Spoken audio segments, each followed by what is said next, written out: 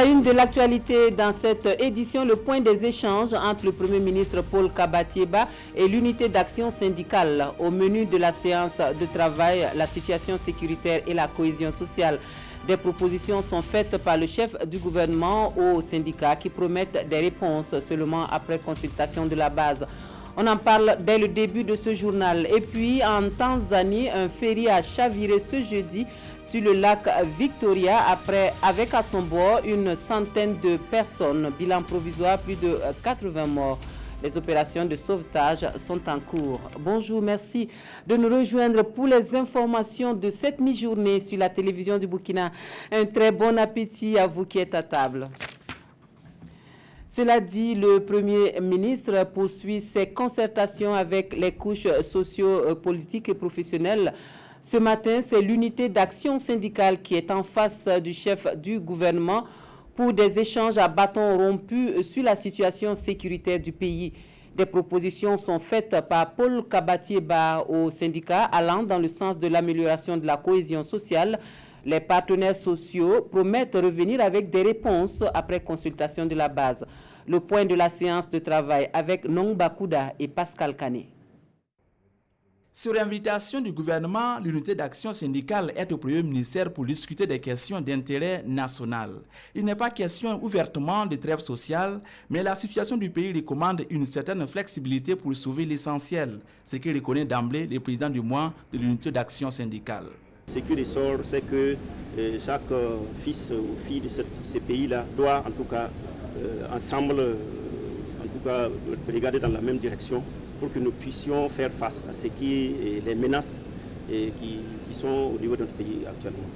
Et tous les fils doivent se mettre ensemble pour apporter des propositions afin qu'on puisse trouver des solutions idoines à ce qui nous arrive actuellement. Paul Kabatieba a fait des propositions aux syndicats pour améliorer le climat social afin de permettre à tous de participer efficacement à la lutte contre l'insécurité. Déjà, il se réjouit de la disponibilité des syndicats et surtout de l'ambiance de la rencontre. Ce qui est important, c'est l'état d'esprit dans lequel les travailleurs se sont exprimés. Cet état d'esprit, c'est un esprit de solidarité avec la nation. C'est un esprit patriotique. C'est un état d'esprit combatif et c'est un état d'esprit qui est positif. C'est ce que je note. Ce qui veut dire que je ne doute pas que les travailleurs réunis au sein de l'unité d'action syndicale vont certainement apporter avec les règles qui régissent leur organisation, leur soutien à nos forces de défense et de sécurité. Ils vont certainement apporter leur soutien à l'effort patriotique, à l'effort national qui est engagé pour mettre fin à la menace terroriste qui sévit dans notre pays depuis quelques mois. Les syndicats promettent revenir avec des propositions concrètes du monde syndical, mais avant, ils veulent consulter la base. Et puis en politique, dans le cadre de la rentrée politique du MPP, élèves et étudiants du mouvement du peuple pour le progrès sont en assemblée générale ce jeudi à Ouagadougou. La jeunesse estudiantine du parti au pouvoir appelle à la mobilisation des troupes pour relever les défis sécuritaires du pays. On voit cela avec Rasmane Zoundi et Oumou Sissi. Les élèves et étudiants du mouvement du peuple pour le progrès MPP échangent sur la situation nationale. L'insécurité, l'entrepreneuriat des jeunes, la lutte contre la corruption. Sur toutes ces questions, ces étudiants apportent leur soutien à l'exécutif et saluent les différentes actions entreprises. Ils dénoncent les manœuvres de l'opposition politique, notamment la marche prévue pour ce 29 septembre.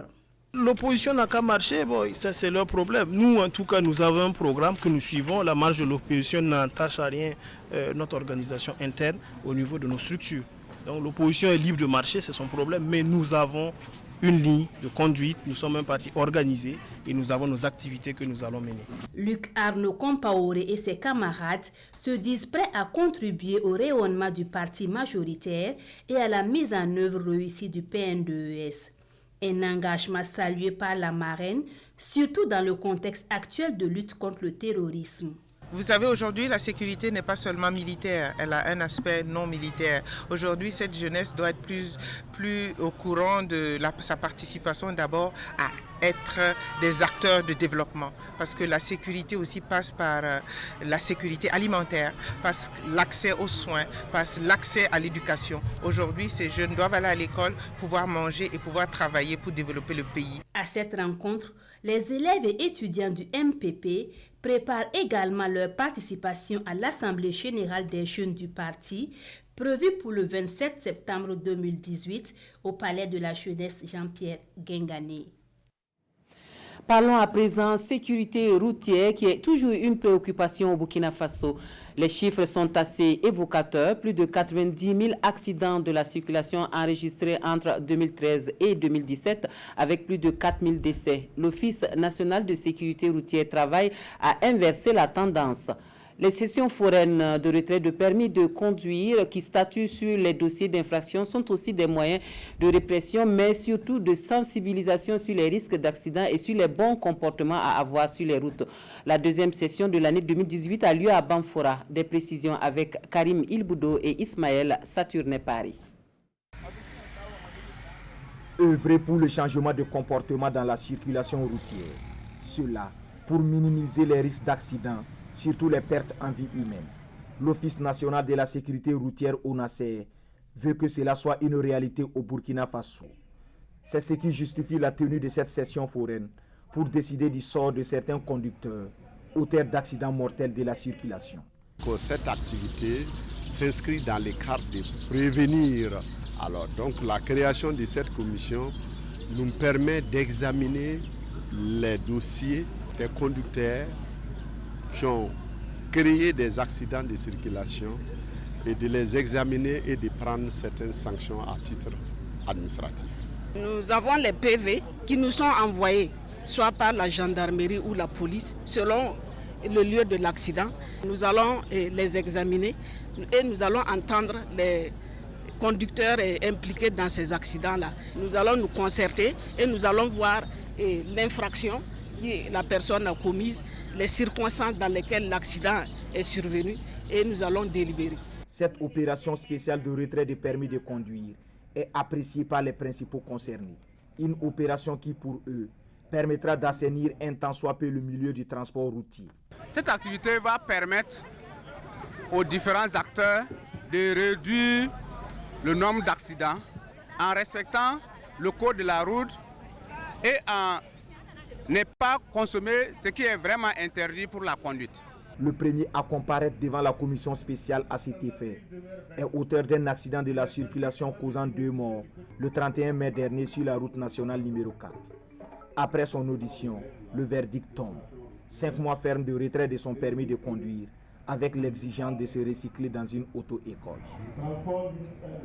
Et le ministre en charge des Transports qui ne cache pas sa satisfaction quant aux résultats affichés par son département au titre du cadre sectoriel de dialogue commerce et services. Le bilan des activités donne un taux de réalisation de 53% et parmi les actions phares qui retiennent l'attention, l'opération de destruction des ralentisseurs sauvages et le renforcement de la mobilité urbaine. Vincent Dabilgou fait le point aux journalistes en présence de Souleymane Sanou et Maïmouna Traoré. Comme acquis, Vincent Dabilgou note avec satisfaction le renouvellement du parc de véhicules poids lourds de transport de marchandises et des hydrocarbures en hors taxe, hors douane. À ce jour, sur 768 véhicules prévus, 468 sont acquis. Nous sommes en train de réfléchir à un mécanisme beaucoup plus pérenne, beaucoup plus durable aussi et beaucoup plus allégé pour le budget de l'État. L'opération de modernisation et de sécurisation des titres de transport se déroule bien avec plus de 18 000 permis de conduire déjà délivrés. Au titre des transports ferroviaires et aériens, Vincent Dabilgou évoque la réalisation du projet d'interconnexion par chemin de fer Burkina-Ghana. Ce train-là doit pouvoir desservir Bagré-Pôle pour que nous soyons capables de pouvoir permettre à l'ensemble des productions agricoles de Bagré d'aller vers le Burkina très rapidement, dans Ouagadougou, mais de pouvoir aussi aller les tomates pour aller vers le Ghana. Les actions en matière de sécurité routière sont marquées par la campagne de démolition des ralentisseurs sauvages sur toutes les voies et l'organisation des sorties de sensibilisation au profit de 66 établissements scolaires. Tout en saluant ces résultats, le ministre Dabilgou revient sur les insuffisances qui ralentissent la mise en œuvre des activités. C'est le manque de compétences techniques et le manque de ressources humaines. Parce que notre ministère, comme vous le savez, est un ministère qui provient de la partition, de la scission avec le ministère des Infrastructures et des Transports à l'époque.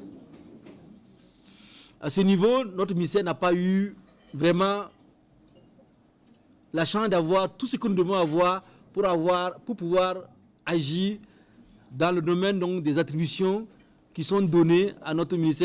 Des insuffisances, mais aussi de bonnes perspectives qui, selon les mots du ministre en charge des Transports, permettra de corriger les lacunes et de densifier les efforts sur les acquis. Et au titre de l'amélioration de la mobilité urbaine, les bus de la Société de transport en commun circulent désormais à Koudougou.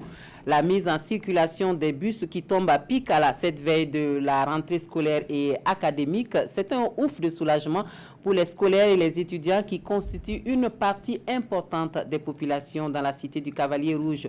La Sotraco n'entend pas s'arrêter là. Il est envisagé l'ouverture de lignes entre Koudougou et certaines communes voisines d'Hilaré-Sierrien. Vincent Kendrebeogo nous en parle. Et ça tourne désormais pour Sotraco dans les grandes artères de Koudougou. Comme un steward, le temps d'une journée, le directeur général de la société fait un tour de la ville avec ses premiers passagers, parmi lesquels les autorités locales, marquant ainsi la mise en circulation des bus verts dans la cité du Cavalier Rouge. Nous réjouissons que ce lancement se tient à quelques jours de la rentrée scolaire. Donc c'est une chance, une aubaine pour nos parents, pour nos élèves, les étudiants qui peuvent désormais se déplacer avec ce moyen de transport en commun. La mise en route de systèmes de transport en commun dans une ville, c'est un signe de développement d'une ville. Et quand vous prenez une ville comme Koudougou, avec l'implantation d'un certain nombre d'infrastructures, notamment des infrastructures scolaires et universitaires, il était nécessaire quand même que nous ayons un système de transport en commun pour faciliter la mobilité de nos élèves et de nos étudiants et de toute la population d'ailleurs dans cette ville.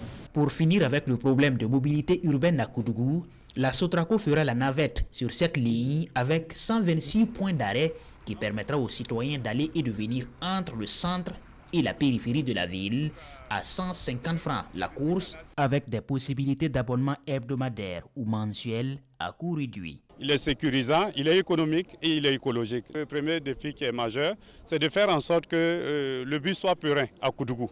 Deuxièmement, c'est faire en sorte que le bus soit fréquenté et soit fréquentable. Faire en sorte que nous, la population, puisse se déplacer sans difficulté et que quand on sort le matin, on est rassuré de revenir le soir dans de meilleures conditions. Avec un parc de 10 bus, la Sotraco envisage même 3 lignes interurbaines ralliant Koudougou aux communes voisines de Réo, Sabou et Ramongo. Le mot d'agriculture de ce journal nous conduit à la ferme agricole du Larléna-Batigré à Dapelgo. C'est une superficie de plus de 100 hectares dédiée à l'agriculture, l'élevage et à la pisciculture. La particularité ici, c'est le 100% bio et cela à toutes les échelles. Le ministre en charge de l'agriculture y effectue une visite de suivi de la campagne agricole. Maxime Zongo y était. 102 hectares de superficie cultivée, des céréales aux légumineuses, de l'élevage à la pisciculture, bref, tout ce qui peut être fait en matière alimentaire est mis en valeur sur ce périmètre. Situé dans la commune de Dapelgo, région du Plateau central, et la particularité, tout à 100% bio. Il n'y a pas un seul gramme d'engrais chimique qui a été utilisé ici, mais vous voyez que nous avons des tiges de maïs qui donnent jusqu'à 5 épis. Nous devons aller vers la culture bio, qui est non seulement la mieux indiquée pour notre santé, et aussi qui est la mieux indiquée pour compétir sur le marché céréalier international. C'est donc pour encourager ce qui est fait par ce promoteur modèle que le premier responsable en charge de l'agriculture s'est rendu ce 20 septembre sur les lieux. C'est un modèle pour notre agriculture et c'est pour cela que j'ai tenu personnellement avec un collègue qui devait être avec moi, le ministre de l'enseignement supérieur et qui est chargé aussi de l'innovation, pour que nous puissions l'encourager davantage dans ce qu'il fait. L'an passé, j'étais là et il a parlé de problèmes de magasins. Et cette année, nous avons prévu dans notre budget lui permettre de disposer d'un magasin de grande capacité, parce que tout ce qui est produit ici, vous savez aussi que la conservation est très importante dans la qualité des produits. Une centaine de permanents et plus de 400 saisonniers travaillent dans cette ferme agro-silvopastorale. Grâce à l'encadrement de techniciens avisés et une pluviométrie abondante cette année, des records en termes de production sont attendus sur ce site. Et puis, l'association des journalistes sportifs du Burkina à Koudougou pour ses activités. Au menu, une session de formation de ses membres et l'Assemblée générale qui permet de désigner les meilleurs sportifs de la saison 2017-2018. Le point avec Issa Kafando et Kalfa Ouattara. Koudougou aux couleurs de la GSB. Le temps de ses activités, l'Association des journalistes sportifs du Burkina est dans la cité du Cavalier Rouge pour 48 heures. Et c'est par une formation que l'association a donné le ton. Nous avons voulu cette formation déjà pour s'inscrire dans la continuité de ce que nous avons constaté depuis décembre 2016. Et nous avons choisi cette fois-ci l'athlétisme qui est l'une des disciplines qui donne beaucoup de satisfaction au Burkina Faso, et la question aussi des transferts des joueurs qui soulève pas mal de polémiques souvent.